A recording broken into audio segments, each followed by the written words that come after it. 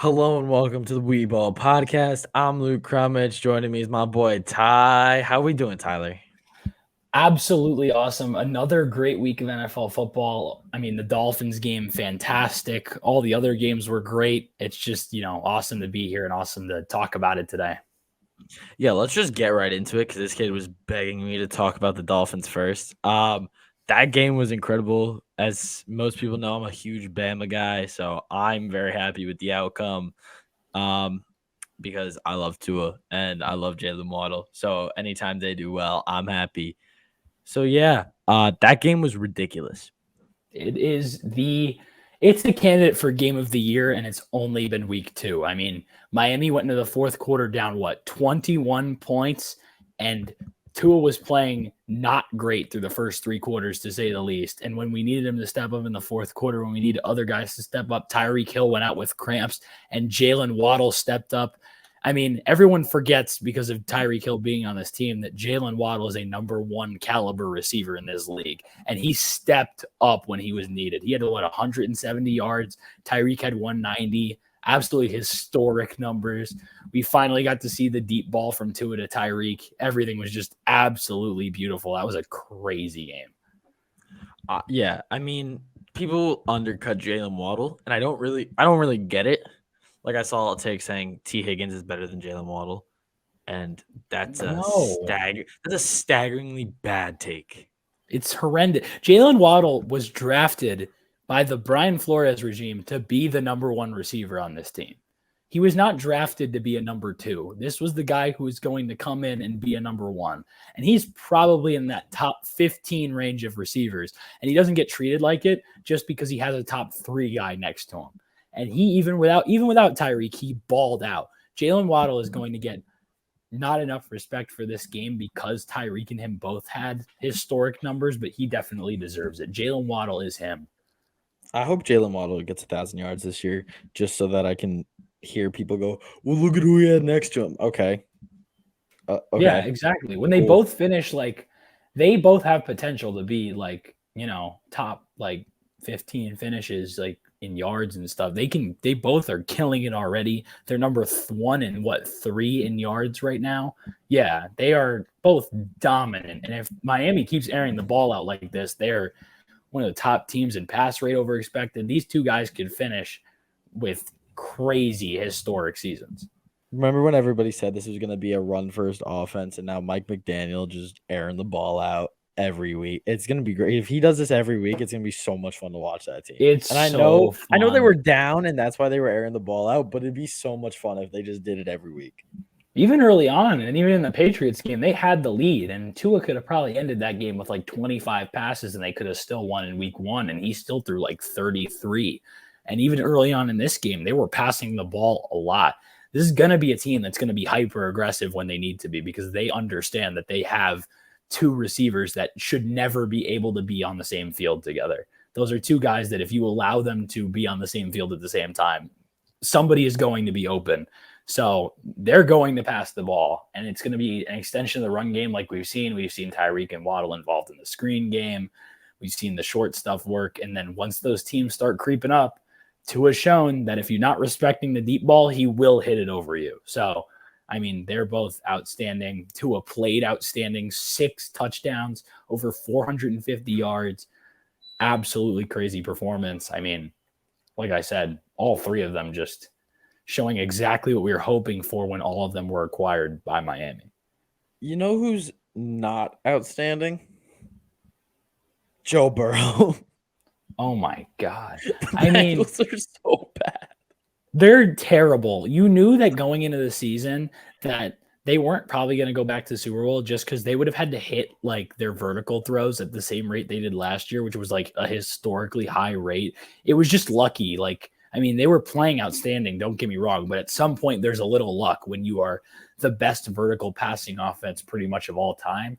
And not only are they not that, they're one of the worst right now, which is just mind boggling. They are not able to do anything right. Joe Burrow's on pace to be sacked over 100 times this year. The offensive line is not showing the upgrades we thought they would. The defense There's is a new giving up. bodyguard in town. Yeah, and it's not working. He's dog It is water. He's horrible. He's so bad. And their defense isn't playing good either. I mean, they were playing fine against the Steelers, but when you allow a Cooper Rush Cowboys team to kind of stay in the game like that and beat you, I mean, it's on both sides. And I think that we know what the main problem is. And the problem is that coach, Zach Taylor, made the Super Bowl, and you just can't get rid of him, I guess. But that's probably what they would have to do if they're going to elevate. Yeah, I mean, when Noah Brown is like just torching you, it's probably not great. Noah Brown being thrown to by a backup quarterback, by the way. Yeah. Like, this is not a top 5 quarterback throwing to Noah Brown. This isn't like it's Josh not even Allen, Dak. It's not even Dak. Yeah, exactly. Dak's like what, top 12, top 15? It's not even a top 15 guy. This is somebody who would, if he was a starter, would be probably the worst starter in football. And he is he'd be well past that. Like, okay, I understand not every team is going to have an elite backup quarterback, but there are certain teams that have showed an affinity to having a great backup quarterback. Like Saints. The Dolphins. Yeah. Skylar Thompson. All right, stop talking. Like, the Saints are one. They normally have a really good backup. The Niners obviously have the biggest insurance policy in all of football. These are Seattle has 2 guys who could have started. I mean, we're not huge on Drew Lock, but I mean, those are 2 guys who could have started for them. Yeah, exactly. Like, there are certain teams that have shown an affinity. It helps. Having a good backup quarterback is always good. The Giants have one in Tyrod, who's kind of the same style. Not exactly, but kind of. Not joking, but Miami did expect, like, they put a lot of resources into going and getting Teddy, and before that, Brissett, who they put a lot of resources into, and Fitzpatrick. That's another team who has always put forth effort to try to have a high-tier backup quarterback. And Jerry Jones just doesn't understand that. Cooper Rush probably isn't even a top 15 backup. No, probably more than that, because, there's the Loves. And like, there's all the developmental guys you would take over them. Yeah. Like, I would take 3 quarterbacks on Carolina over Cooper Rush. 100%. Yeah. So, and he was still able to go beat the Bengals. And he beat the Bengals. That's the whole point. This isn't a Jerry Jones, you're an idiot, go get a good backup. This guy was able to beat the Bengals. Ha ha, Bengals. Like, this is bad. This is really bad for the Bengals, not bad. This could have been really bad for the Cowboys had they lost and Cooper Rush threw like 3 picks or something. You would have been like, dude, go get a quarterback who can like actually play. But he played well enough, and they went and beat the Bengals. So the Bengals need help ASAP, as soon as possible. They need defensive help. Who's their backup running back right now? Is it Evans? I honestly couldn't tell you. Yeah, so it's not like they have somebody who's just extra who they can just move. Like, it's not like they don't have depth. Yeah, they don't. It's not like it's not like they're the Vikings, where right now the Vikings desperately need a corner. They could move Madison. They could move Madison for a corner right now if they wanted to. They're not going to because of the Vikings, but there's nobody that I can think of that the Bengals can do that with. Because if they're going to move somebody, the only guy that comes to mind is Tyler Boyd, but then you're losing the number one of your team. The number one strength is your depth at receiver, and it's the one thing that got you into the Super Bowl, essentially, was the fact that you had 3 guys that teams were very afraid of when it came playoff time, and you're not going to go get rid of that to go get yourself anybody, because that's what got you there in the first place. So the Bengals are effectively screwed. Yeah, it's looking really bad. Unless you go like 0-17, which they're not going to, you can't fire Zach Taylor. Yeah, you can't. That's the problem. There is no conceivable way for them to get better right now. And probably based on the fact that they are the Bengals and there is a lot of like top tier talent on that team, especially at receiver, they're probably going to be too good to have a top draft pick next year anyway, like you said, and they're not going to go fire Zach Taylor if he goes 8-9. Exactly. And like, you could maybe look into moving on from like your offensive coordinator, Brian Callahan. But what's that going to do? Doesn't Zach Taylor call plays? Like, I'm pretty sure Zach Taylor's the one calling plays. I mean, I heard a lot of people not happy with him last year for calling plays, so I'm assuming it's him. And it's not even just him calling plays. It's timeouts. Like, he's really bad at time management, almost on a Fangio level of time management, which is bad, like legitimately Yeah, bad. it's not good. I mean, that whole it's just as a coach, he is not good. And the fact that they were able to make it to a Super Bowl is a testament to just how prolific Joe Burrow was last season and how prolific that offense was as a whole, because they were just able to essentially run 4 verticals on the way to a Super Bowl, like every play. I saw a tweet that said Joe Burrow last year was just Linsanity, which is Right now, really it's funny. looking true. Yeah, it's not like It's Joe definitely not. Burrow He's has. very good, but Yeah, he has like. We know he's proven to be good enough to win at different levels. He won in college after having a rough year. He looked good his rookie year and then got hurt. He yeah, didn't look that is a amazing. guy He who looked is good. just a winner too. Like he is a winning Yeah, he's just a winner as a player. Like we don't really say that often because it's an overused stereotype that a guy just goes out and wins.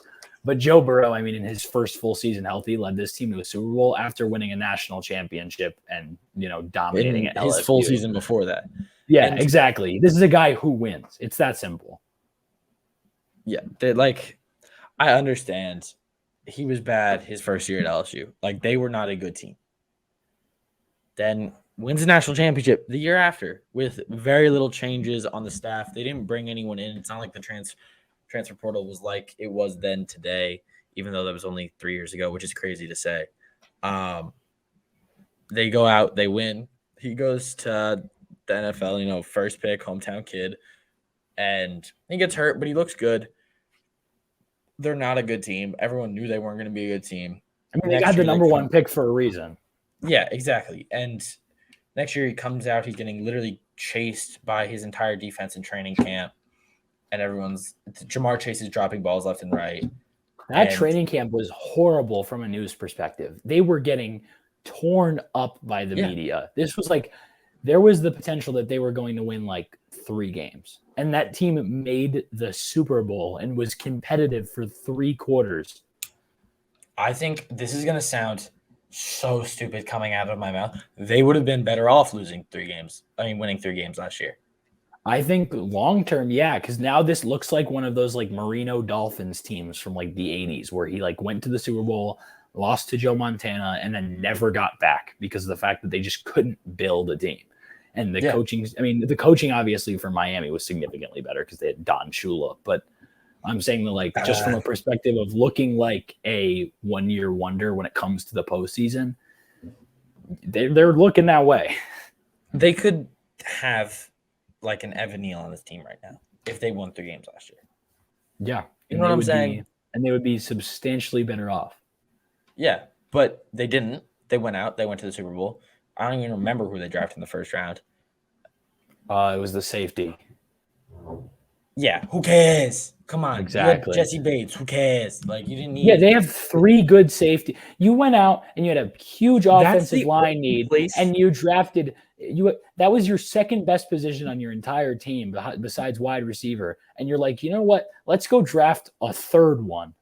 Yeah, wide receiver, quarterback, safety, and they're like, meh. Like, I get taking the best player available, but you still have to take into account the needs of your team. I don't care that you're coming off a Super Bowl, and I don't care that you're planning on spending big money in the offseason. That was one of the teams that made the Super Bowl over the last couple of years that we like knew had visible holes that needed to be fixed ASAP if they were going to be good the following season. I mean, there's a reason that every single person had predicted that the Bengals were going to have Super Bowl hangover and like maybe not win the division. I wouldn't be surprised if the Browns can stay competitive enough until Watson gets back, which I don't even want to talk about him. But if they can stay competitive enough, like they're going to. Jacoby Brissett is not playing like the worst quarterback in football, which last year, I mean, I know Miami had probably the worst offense known to man because, I mean, I watched it and they literally were rolling out the same wheel pattern every single play for like 5 straight games. But Jacoby Brissett was terrible last year, and right now he doesn't look bad. I just don't understand. Like, there's nothing that they can do. Yeah. But as for another team with a number 1 overall pick quarterback that is doing everything he can, what about the Arizona Cardinals comeback? absolutely wild. I Kyler don't. Murray is Kyler Murray is that guy. The problem is it's another team where the coaching staff is clearly the problem and the team fails to address it. I don't understand. Okay, I get it. Offensive mind. Everyone's obsessed with these like generational play caller types. I don't understand how Kingsbury was ever hired. I don't either. That's one of those I mean like yeah, sure he had some like good connections, I guess, but like I don't Still, know. The scheme was never something like whenever you think of a guy who works as a offensive guru, you never see that come out of okay, I'm going to run an air raid. That's not something that no. works You're typically on not the a NFL guru if you level. just want to. If you just have a fancy air raid package, like you're not. That's you're not a guru. You're just a guy who likes to throw the ball. Yeah, exactly. These teams, every team that has had sustained success. We can talk about one-year wonders like we were just talking about potentially the Bengals. We can talk about that. Every team that's had sustained success ever has had and has built their offense on a strong running foundation. And there is absolutely none with the Cardinals. Zero. I mean, It's smoke and mirrors. That is what their offense. It's smoke and mirrors. And when we go down 21-0 or whatever it was, let's just pray that Kyler can run around in the pocket for 20 seconds and go make literally us 20, plays. 20.8 seconds he was in the pocket. Exactly. Absolutely crazy. And Kyler Murray is the only thing on that offense. They have AJ Green still on that team. Yeah. AJ He Green should be might be retired. I saw a tweet that said AJ Green might be the worst player in football right now. Like worst starting player in Okay, football. I don't know about all that. He is, yeah, but he's unplayable. Yes. He can't I don't think he's separate, the which he worst, he but yes. automatically couldn't. He's Kenny he's Galladay been bad exists. for the last couple of years as a contested catch guy. It hasn't worked. He has not been able to do that at a high level, which was his number one thing. That's the reason nobody picked up AJ Green for the longest time, was because he couldn't make the one-on-one plays like he used to. None of all the athleticism is gone, and he simply isn't the same guy. I used to love AJ. I had an AJ Green jersey. Like, I and it's just loved it's AJ over. Green. He was It's so over. much fun, but it's done. It's well past over. He's ruining his image, and ah, like there's nothing. The Cardinals need to lose games. Yeah, but they're also in a position where they have like they're such a weird team because they've put They're all these not gonna resources win. into winning They're not now, gonna win in but the they're playoffs. not going to win now. They aren't built. There are so many teams in the NFL that the problem is it's not like the NBA where you can be the Decent. 14th worst team in the NBA and you still have a chance to get the number one pick. There is no chance here. It is entirely record based. If you do not make the playoffs or you get wiped out in the first round of the playoffs, that pick's in the 20s. It's a waste. Like I mean, you can still get good players there, but you're not getting generational, franchise changing players. And the Cardinals need At least not them. at a high hit rate. Let's not say that. At least not at a high hit Yeah, rate. not at a significant rate. You're not getting the guys who are viewed as generational. Yes. 100% not getting those guys. And the Cardinals are in a position where they just need guys. And without DeAndre Hopkins, who is clearly the core of this offense, I can't believe that we're talking this bad about the Cardinals for winning, but it's just like you can see how badly their problems, like how deep it goes. Isaiah Simmons, I mean, he made a great play at the end of the game, but like he's extremely inconsistent. So bad. He's not who they thought he was. All of these guys who are like, they're so good because they can play multiple positions. Yeah, they went for freaks. If you're not elite at one position, you're not going to succeed at a high level, especially on the defensive side of the ball. Why do the Cardinals keep doing this? Deion Buchanan, Isaiah Simmons. Who's the other one? There's definitely more that I'm not thinking of. Zaven Collins is another one. They have all these guys that are these. Zaven Collins is good. I mean, he's like a fun player. But what I'm saying is all of these guys, you have to move around. None of them have a set position. Yeah. You got to be good at something. And at some point, being okay. You can't just be an athlete. You can't just be an athlete. Yeah. They're literally looking at Brett's freaks list every year, just picking someone off there to add to their team. Yes, it's not good. They need to just go out and get guys that fit a scheme, not guys that you can mold into fitting a scheme. It's kind of like if I was the owner of the Cardinals, I understand that I just made a big investment into Kyler Murray. I would, if I was an owner who knew football, like some owners know football, some owners don't know ball at all. You might have to trade him. Yeah, you might have to move on from Kyler Murray, not because Kyler is bad, because as a team, you're horrible. The return you could get for Kyler Murray would be absurd. And that could jumpstart a rebuild when you combine it with, I mean, they just don't have enough young guys that you believe in. They're simply, I was going to say when you combine it with their young guys, there aren't enough young guys on the roster that you're like, that's a foundational core piece. It's Kyler and who else? DeAndre Hopkins is falling out of his prime. He's either hurt or suspended now for like the last several years. Yeah. Your number one receiver is hurt or suspended. Your number two receiver is a guy who has never been consistent and can't really run routes and is just really fast in Hollywood Brown. And your number three receiver is, I guess, AJ Green. They cut Andy Isbell. Their running back one is James Conner. And it's not great anymore. Like, there is no situation where I see this, like, the Cardinals could win games.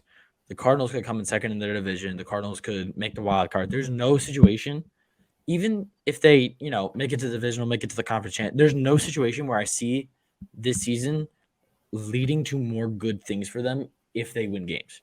This is a team that you would look at and be like, if they made the playoffs and somehow made a run, they're the 1 year wonder. They are the surprise team. They're the Bengals. They are the Bengals because you know what? They both have the same problem. They both lack depth, and they both, in order to win, bad coaching, and they both, in order to win, the Cardinals and Bengals both would have to rely on a quarterback throwing 50 times a game and hitting deep balls at a rate we've never seen before. Both teams. There's so many teams in the NFL that are just bad. Badly run. There is no system. It's just teams trying to fit what players they have instead of going out and getting guys that we know would be perfect for them, or just not establishing a scheme that works to begin with. We should have known that the air raid was not going to be a successful offense. Patrick Mahomes is a quarterback that we all associate with throwing the ball 50 times a game and winning games with his arm. But you know what the Chiefs do when they're in Titan games? They throw the ball short and they run. This is a team that when they need to win, runs the ball. And the Cardinals, if they need to win, cannot run the ball. You have to be able to run in the NFL. The Dolphins, down 21 points. What do on like one of their first drives where they actually started scoring again? They run Raheem Mostert 3 times, and he goes and gets you 30 yards. They need yards at the end of the game on their game-winning drive. What do? They run a draw to Chase Edmonds, who goes and gets you like 25. Even the Miami Dolphins, whose running game has been extremely inconsistent, there's a reason that people believe in Mike McDaniel, including myself, and it's because you see the foundation for where that team can be good. Okay, I understand the Giants aren't a good team. Right, we're 2-0. We're not a good team. But on a drive to win the game this week, we ran the ball on 3rd and 10 or 3rd and 7 with Gary Brightwell. And it worked. Exactly. Teams need to be able to run the ball. I mean, is that a great decision? Probably not. It's probably not the best decision. Worked. But if it works, the decision's great. Yeah. Nobody cares. Results win in this league. I was talking about this in one of my group chats. All this rhythm stuff and all of these, scripted plays, all of it's cool. But you know what's cooler than that? Calling stuff that works. You don't have to, how you get in a rhythm? You call stuff that works. Yeah. You don't have to go. You don't have to go run to set up the pass. If the pass is open, call the pass that works. And that's what the Dolphins did this week. That's why they were able to just absolutely exploit a Ravens defense that was expecting, rhythm plays in the fourth quarter like we were doing last year with Tua, where we had to run the same 3 RPO plays to try to get him in rhythm. You know how we got him in rhythm this week? We threw 60-yard passes to Tyreek Hill, who's the best deep threat receiver in football. You win games by just running things that work to your best players. It's that simple. This has turned into us ranting about how bad NFL coaches can be at their job and how bad general managers and owners can be at hiring head coaches. And then how teams get into sticky situations by having a good quarterback and a bad coach and being in a situation where they can't just lose games because then everyone gets questioned and you don't want your quarterback to get questioned and lose confidence. This has turned into us ranting about that rather than us ranting about, oh, Lions win game. But this is a real thing in the NFL where everyone is trying to just find the next guy. And it just doesn't work like that. You can't build a team around a majority of guys in the NFL. The Miami Dolphins, say what you will. I know I keep bringing them up, but they're the best example of this. They did not go build a team around Tyreek Hill. They went and got guys that fit their system in the offseason and saw Tyreek Hill became available and filled a role with him. Maybe a role that they already had filled, but you bring those guys on as added bonuses. There's a reason that the Chiefs were so good with Alex Smith and then got Patrick Mahomes and ascended to a next level. It's because Andy Reid had a scheme that worked. Like, you have to just have guys who can play and have schemes that work before you go out and just try to find the superhuman. That's not going to win you games if you don't have the scheme around him to win games.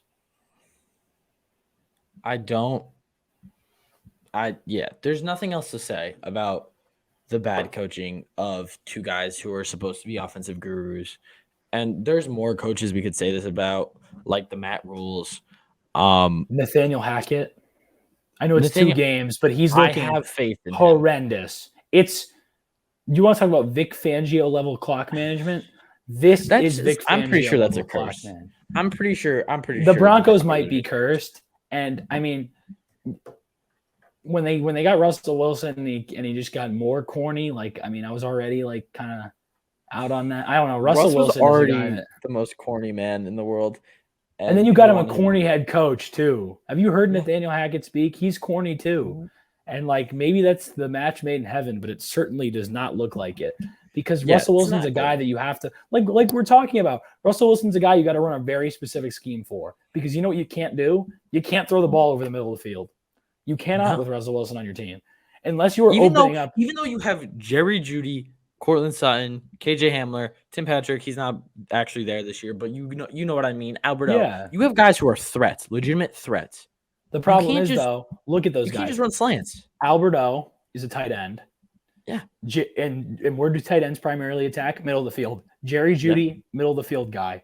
KJ Hamler is a deep threat. I get it. But also, with a guy of his size, where would he thrive? Middle of the field in space. Yeah. The problem is the only guy who actually seems like they would fit in this offense 100% is Cortland Sutton. And now teams are keying in on that. And Russell Wilson is starting out 4 for 14. And Richard Sherman is tweeting out the chef emoji saying that he was pretty much praying on his downfall. The whole team, all of Russell Wilson's Seahawk teammates are praying on his downfall. I need to know what the man did. But probably just be corny. Yeah, I don't know. You won a Super Bowl with him, and they all hate him.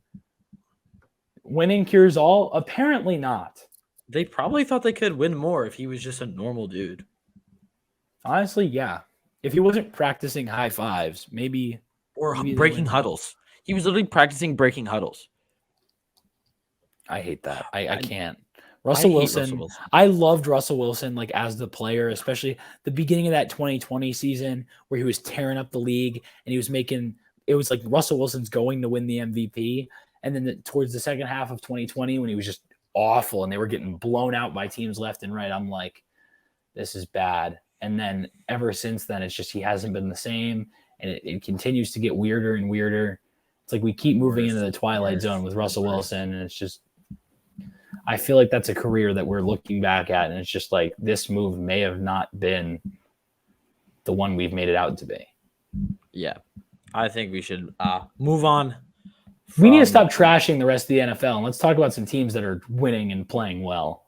Well, the Lions and the Giants are winning games, and it's a lot of fun. First of all, my Giants beat the Panthers. Not that impressive. I thought the Titans one was a little bit impressive. Apparently, Titans are really Apparently, bad this year. apparently not, because Ryan Apparently, Tannehill the without. Giants are legitimately a better team than the Titans because that was horrible to watch. I think what we've proved is that Ryan Tannehill, despite the advanced stats, which think that he is the best quarterback maybe of all time, despite the fact that he has won games in the playoffs now, which he never did in Miami, this is the same guy that was with the Dolphins. This is a guy that if you go get him the perfect running game around him and you allow him to kill you with play action, he will do it. Because if he sees the guy open, he's going to hit him, and he's got a cannon, and he's accurate. Problem is, he is not going to mentally dissect the team. It will never happen. No. And he hasn't done it to this point. And we saw last night when Derrick Henry couldn't run the ball, Ryan Tannehill crumbled into a million pieces. I think Derrick Henry's still hurt. Derrick Henry is not 100%. Their offensive line is terrible. The whole team, for some odd reason, everyone was like, okay, the Titans are still going to go win this division potentially. But I was like, the offensive line got worse. Derrick Henry had an injury that not a lot of guys come back from 100%, especially on that short of a time frame. And Ryan Tannehill simply isn't that guy if you don't have a surrounding supporting cast. You got the closest they thing. Lost a Terminator. They lost A.J. Brown, and A.J. Brown is, I mean, when did Ryan Tannehill play at his best in Miami? When he had Jarvis Landry, the big slot guy who wins over the middle and can win over the top just by, out muscling guys. And what does A.J. Brown do? He is the best maybe at out muscling guys from that like big slot, but also like can play the X type of role in the league, potentially. He's one of the best guys at that role, and you trade him away. And it just makes no sense. That team is mismanaged to, I knew that what they were trying to do, they went and they had those crazy wins against the Patriots and the Ravens in the playoffs. And you were like, okay, this team has a foundation. We get it. But there was a point where you had to realize that Ryan Tannehill was not the finishing piece of that foundation. And what did you do? You went out and paid him. And I believe you paid him before you paid Derrick Henry, which not only was a huge mistake, that isn't the guy. And I really do hope at the bottom of my heart that Malik Willis at some point he doesn't have to come in this year. I'm just hoping at some point he tears it up, because this is a team that if they want to somehow salvage what they have left, they are one of these teams that needs a superhuman. And Malik Willis has the potential to be a superhuman. Yeah, I'm going to be honest. It's probably curtains. Yeah, it's probably not going to be good for the Titans in 2 years. We said we weren't going to talk bad about people anymore, and then we went straight to trashing on the Titans. Let's go to the Lions. Let's talk about these Lions. All right. Let's go, because I love Dan Campbell. Bro was talking about how he was scouting on Monday Night Football, and he basically said he got pissed drunk, fell over, fell asleep on his floor, and then woke up and couldn't read the notes he wrote. So he's, the best coach in the NFL. There is no more fun coach from just I don't know, this guy. How can you not love Dan Campbell? That is a guy that wants nothing more, even if he's not the best scheme guy. He doesn't want to win. He wants to see his players succeed. He doesn't even want to win games. Last year they wanted to win games because he knew that team was starving for a win. But when guys are having individual performances, Dan Campbell takes that as a win, because he just wants to see his guys succeed. That is a guy who is family-oriented. You can clearly tell. He wants nothing more than to have one big 53-man family in front of him. And they play like it.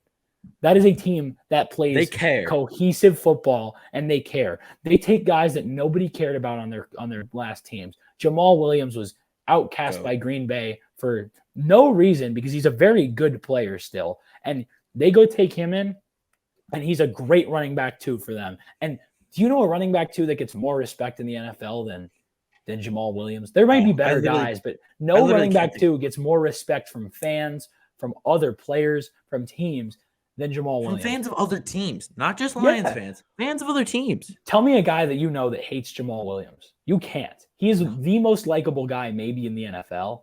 And then you get Jared Goff. You have to get rid of Matthew Stafford because your team's clearly headed in the wrong direction. And you go out and you're like, hey, we'll take an extra first-round pick because you're going to give us Jared Goff. Sure. And what do? You make Jared Goff work. Are they going to make the playoffs? Who knows? But Maybe. Jared Goff Maybe. threw 4 touchdowns on Sunday. 4. And this isn't Sean McVay scheming him up plays. No. This is Jared Goff playing good football.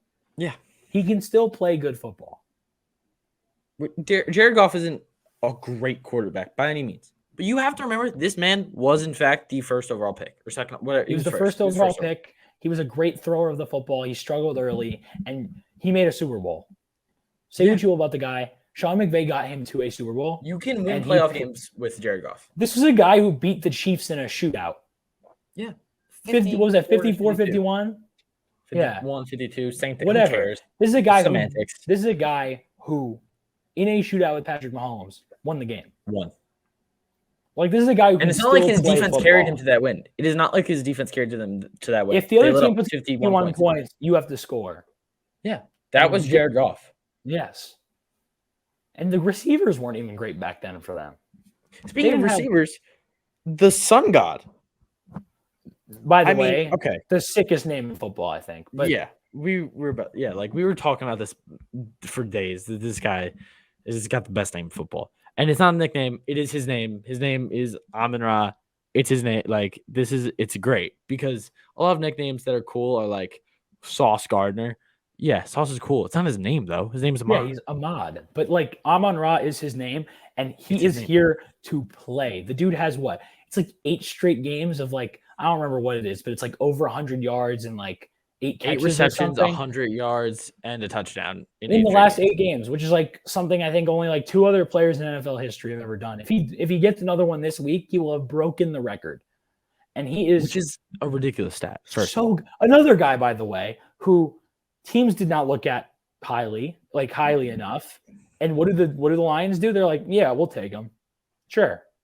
I think that was why it was so shocking when they went and got Jamison Williams, because it was one of the first guys on that team that you're like, wow, this was a highly touted athletic freak. That's not a guy that the Lions go get. And they did it. And who knows what they're going to do with him? 16 wide receivers before Amon-Ra St. Brown, just to be clear. 16 guys. I guarantee you 90% of them aren't playing as well as him right now. Because nobody's playing as well as him right now besides the top guys. And those guys were not drafted in the same year. It's insane. I mean, there's probably 2, maybe 1 currently that is playing better than him, and it's Jalen Waddle. Obviously, Jamar Chase was taken in the same year, but right now he's not playing on the level that those two are playing at. Yeah, Jalen Waddle is number 3 in the league in receiving yards. We're not going to doubt him, but Amon-Ra St. Brown is playing as well as just about anybody in the league. Yeah, and the Lions are winning game. They're running the ball. They built this team. They had a clear foundation. We want to punch you in the mouth, is what the Lions said. And what are they doing? They're punching teams in the mouth and biting kneecaps off. I mean, they're awesome. I mean, there is no more liked bad team, and they're not even bad right now. They're not bad. But when the Lions were bad, there was no more liked team than the Lions, and it's for good reason, because this is a team that you can clearly tell wants to win and wants their players to succeed, like we said. They're just so much fun. They put up more of a fight with the Eagles than the Vikings did. And keep in mind, people were crowning the Vikings after that Packers win as a potential Super Bowl candidate. A Super Bowl, people were like, yeah, this is the new favorite in the NFC. And they did not hang with the Eagles. And the Lions almost came back and beat the Eagles.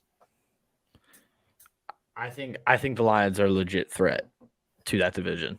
I get it. Aaron Rodgers is going to be Aaron Rodgers. I understand that. But his supporting cast really isn't good. He still has A.J. Dillon and, Aaron Jones. And, maybe these rookies come on at some point and the defense is still very good. But, I didn't like Jared Goff's going to give them a chance. I didn't like this Lions take when you told it to me before the show, but I've kind of sold myself on it. And not in such a way that, I think the Lions are this fantastic, amazing team. I just think they believe in themselves. They believe in themselves. It's Ted Lasso. It's Ted Lasso. Exactly. They're the underdog story that they are never going to give up. They are going to go into games thinking they can go beat anybody. And this is what Dan Campbell has done wherever he's gone. When Miami was terrible and they fired Joe Philbin, what did Dan Campbell come in the first 2 games and do? win. blow the doors off the Titans and the Texans. I think Miami put up 41 points in back-to-back games.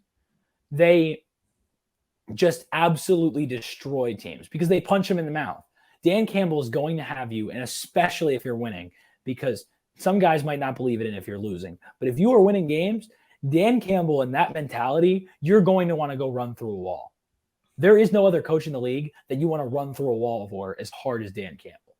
And they're doing it right now. And I'm going to say, like, if a lot of these teams, because none of these teams in the NFC North stand out, if all these teams are, hovering around maybe like a 500 record, maybe a 10-win record, who's to say the Lions can't shock a couple of them and sneak into the playoffs? Okay, let me just say some names here. Dwayne Eskridge, Tutu Atwell, Josh Palmer, Dimey Brown, Amari Rogers, Nico Collins, and Anthony Schwartz. None of those guys all of those guys were taken above Amon-Ra. And that's not even listing off like the other guys who were taken justifiably early but aren't as good, like Rondale Moore, Elijah Moore, Rashad Bateman, Kadarius. Yeah, say those names too, because those guys are not playing as well as Amon-Ra St. Brown. Even Devontae Smith, who had a really good game last night. Shout out to Devontae. Devontae Smith is a great player, but his problem with the size is standing out because he's one of these guys that there's a reason the Eagles went out and got A.J. Brown. This is not a number one receiver. No. And guess who is a number one? Guess who's not a number one? I mean, guess who is a number one receiver right now? Amon-Ra St. Brown. And by a good amount. Like the Green Bay Packers could have had Amon-Ra St. Brown to pair with Devontae Adams. I just want to put that out there to piss off Aaron Rodgers. Just a little bit. And they took Amari Rodgers. Yeah. Where is he exactly? Returning kicks, I believe. Oh, and that's nice. And he's on a team with no other receivers, and he still can't stand out. He's on is team he with playing Alan running back Lazard now? I think he is, yes. Nico Collins. How's Nico Collins doing?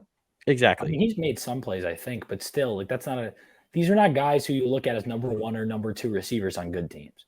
Amon-Ra St. Brown is probably a high-level number two on a top-level team. If you put him on a majority of teams, they would love him as their number two. Yeah. I mean, there's like 14 guys probably that are better than him. Yeah. And a lot of those guys are better than him because they've been better than him their whole career. Like, you know what I'm saying? These guys those are proven guys. It's his second year. Yeah, it's his second year, and he's playing at the level of elite number ones. And the problem is he plays in Detroit, so he's not getting credit. Yeah, it's ridiculous. And, I mean, again, I really like this Detroit team. I said that they're going to be an actual threat in their division. They might make the playoffs. Mess around. Green Bay slips up against, some NFC East teams because the NFC East is, the weirdest division in the world. Always has been, always will be. You know it. That Ken Jeong video, I almost said something else. That Ken Jeong video where he sings "Hello," but it's about the NFC East is great. It's that video sums up just everything about the NFC East forever, and it will never leave my memory. But if the Lions get there are 7 playoff caliber teams in the NFC. I don't know who's gonna win the NFC. I mean, you could say the Bucs, but the Bucs offense is not playing well. The Eagles. Yeah, but the Eagle, what happens if Jalen Hurts has to get into a quarterback duel with, I don't know, Tom Brady? Who? This is the thing. This is why the Eagles are probably the favorite. Who is Jalen Hurts going to have to get into a quarterback duel with? Tom Brady, and that's it? Yeah, because Aaron Rodgers' team is not good enough to compete with the Eagles team. Exactly. Aaron Rodgers would have to have old-time MVP Aaron Rodgers, not like this MVP Aaron Rodgers. I'm talking Aaron Rodgers when there was no regard for human life and he was winning Super Bowls. He would have to have one of those a Super Bowl vintage performance. Yeah, won the Super Bowl, but he would have to have a vintage performance in order to beat this Eagles team. I mean, what? Your number one receiver is going to be locked up by Darius Slay. It will happen because Darius Slay is him, and people keep forgetting about it. And then they're just going to play zone the rest of the way. And Bradbury's going to be stuck like glue on someone in zone, and they have the safeties to make it work. And now they got what's his name? Jordan Davis. No, what? DB. They're just Who talking did about they the just get from the defense. Saints?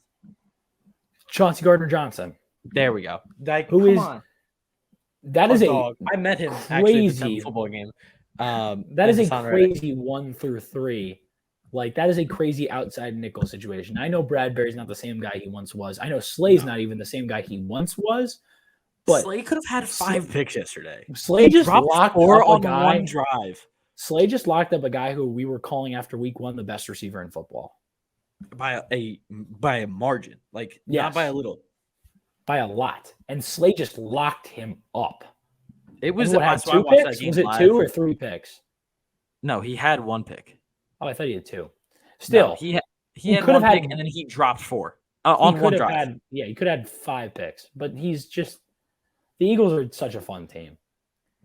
Which I hate that I have to agree, but they are. I got to watch them live last night, and there's a different look to them. And Sirianni, I'm gonna be honest, I don't think he's a very good coach.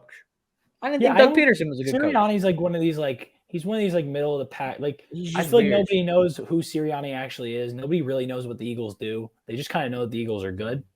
I think Kai Schmidt from Pat McAfee show knows Sirianni better than Sirianni knows Sirianni.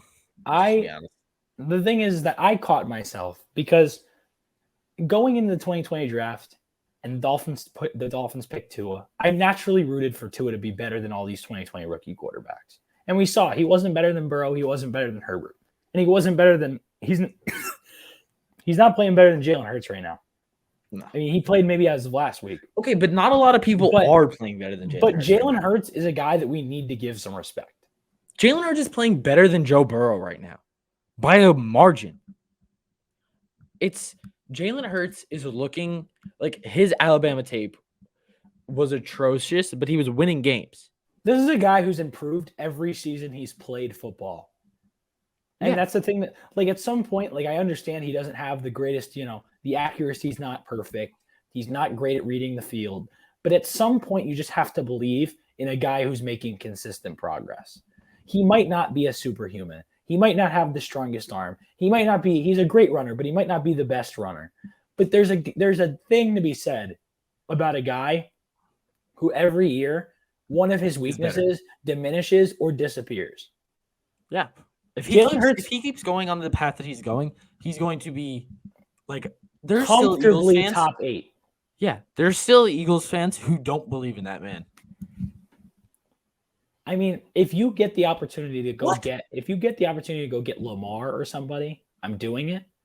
But this isn't a team that should go trade up for CJ Stroud.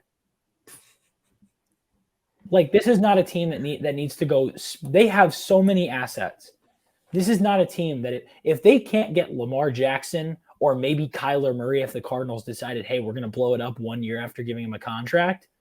And if you can't get like those 2 guys, I don't think you go out I don't think you move Jalen Hurts at all. I think that is a guy who has shown the ability now. Look at his passing last night. He was on fire. Good. He was so good. He was, what do you have, like 5 completions? And the pick wasn't his fault. 5 incompletions, not completions. 5 incompletions. But, I mean, did you see his passing splits? The dude was throwing dime after dime. I saw them. And some of his best passes were not even completed. Yeah. And the interception was not his fault. He had 3 touchdowns. I mean, I know 2 of them were on the ground. He was dominant against a team that, like I just said, we picked a lot of people. I did not pick them to win the NFC, but a lot of people picked them to potentially go win the NFC. Yeah. Because every year we must be. NFC is like weird this year because it shouldn't be weak, but it's that's still going and winning a conference that you picked that people pick a team to do. So whenever you can go beat a team that people are like, yeah, they might go win the conference this year. That's an impressive win, and the Eagles just had a statement win. And this is after looking really good to start a game versus a Lions team that everyone was like, not a great team. And then they came back and people were like, oh, like, is this a sign of something to be worried about with the Eagles? Like they're going to start hot and then fall off? No. No, it's just the Lions are playing good football, and the Eagles and they took their cared. foot off the gas a little bit. Yeah, that's Yeah. it. And then you know what happened when they needed to not take their foot off the gas? They won. They dominated for 4 quarters. We're gonna move on to hot takes here. We're wrapping up, but we gotta do our favorite segment. You go join our chalkboard. It's a lot of fun over there, trying to get it popping. But let's just get right into it. Hot take number 1 coming in from David. Colts are gonna come in last in the AFC South. I don't know that I can say that.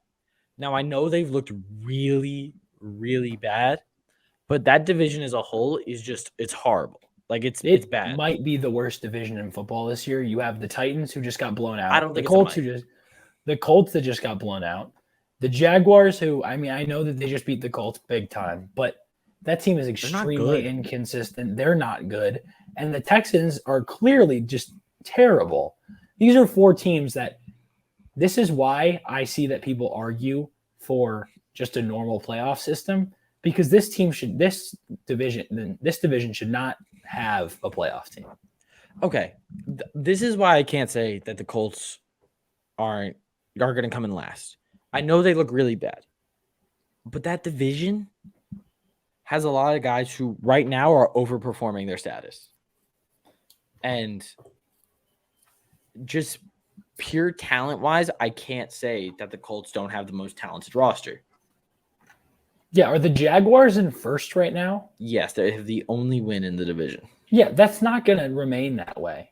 I know Matt Ryan is playing the worst football he's ever played, but he's not terrible. I'm sorry. I refuse to believe that Matt Ryan can't be mid. And honestly, mid would be the best quarterback in that division probably.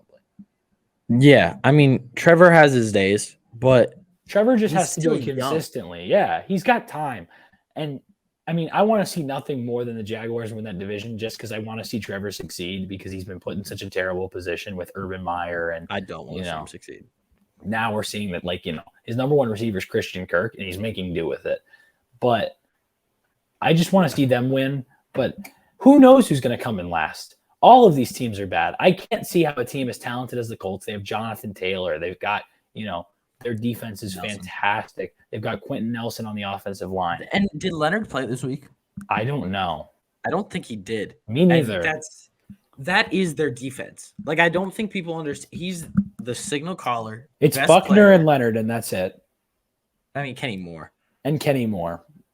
You can't forget Kenny Moore. Kenny Moore is a very underrated player. My fault. Kenny Moore's great. I was saying just as far as their, the 2 guys most people talk about, but the Colts, they could, but I highly doubt it just because you have to bet on talent at some point. At some point, talent will win games. Even if it's like 7 games, I don't think 7 games is bad enough to be last in that division. There are teams, each team in that division, if they won 3 games, besides maybe the Colts, I wouldn't be shocked by it. Yeah. It's not a good division. We're going to move on to our last hot take.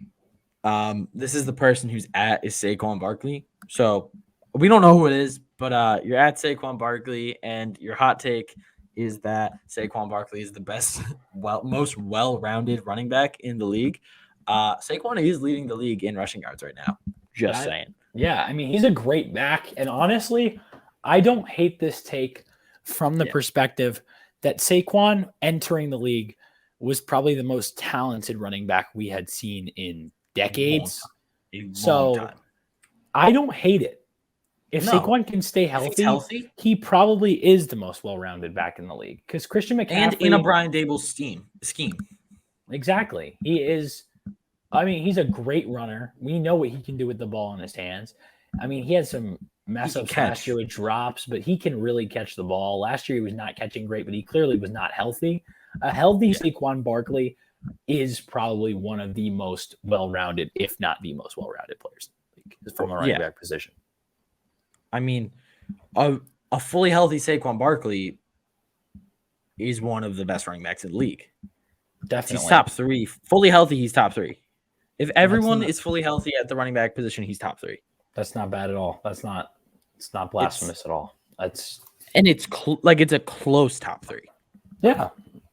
I mean, I know maybe I'm a little biased. Another guy that you could talk about is maybe like a Dalvin Cook type, Dalvin Cook's great with the ball in his hands, can catch the ball. Christian McCaffrey, I get it, but at the same time, I don't know about the pure running ability. I don't trust the pure running ability. I don't think is on the level of a Saquon. Alvin Kamara is kind of the same way. He's a great runner, but he's not on the level of Saquon as a runner. Nick Chubb does not catch the ball nearly enough, and neither does Derrick Henry. Neither does I don't Derrick think there's a Henry. running back who's Jonathan Taylor does not catch the ball enough. I think the Saquon Barkley take is correct. I know it's at Saquon Barkley, so there's some extreme bias coming from somewhere. Unless it is just Saquon Barkley telling us this. What if it is? Could you imagine if he's in our chalk? Hey, Saquon's in our chalkboard. Everyone should join. Honestly, even if it's not, the fact that you can get Nat like Saquon Barkley should still join. The at like Cooper Cup, just imagine being able to say that you have a triple. Imagine being able to say that you have a triple crown. Yeah, who knows? That might not exist yet. You might be able to get the best quarterback in the league too in Tua. So all right, Tua touchdown. We're gonna wrap it up here. This has been Luke Krumich and Tyler DeSena for the We Ball Podcast. Make sure to check us out on social media at We Ball Podcast. Pretty simple, self-explanatory. We're on Twitter and TikTok. Join our chalkboard. The link is in Tyler's bio on TikTok. His @ is right over there. Oh, yeah. And thank you for joining us. Thank you for listening. Make sure to leave a review, a like, depending on what platform you're on. And I hope you all have a great week. We'll see you next week. See ya.